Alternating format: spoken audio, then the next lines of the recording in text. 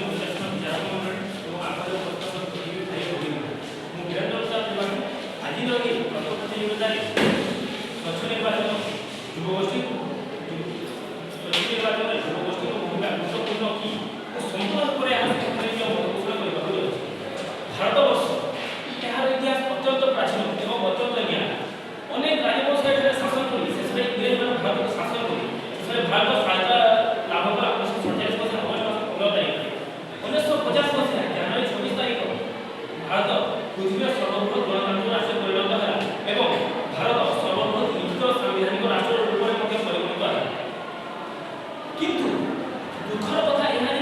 स्वाधीनता 76 वर्ष पर भारत में स्वच्छ निर्वाचन आईडिया सफल हो पारे भारत संविधान प्रणेता डॉक्टर भीमराव अम्बेडकर कही जेदिन पर्यटन स्वच्छ निर्वाचन भारत में सफल हो पारे नहीं सेदिन पर्यटन भारत में वर्तमान शासन तिष्ठ रही पार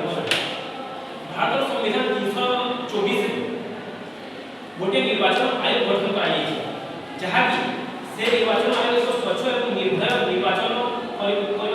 दायित्व न्यस्त कर 326 धारा कही जे 18 वर्ष ऊर्ध्व सामान्य साबालक माने निर्भय मतदान करि पारे एठा प्रश्न उठि जे युवगोष्ठी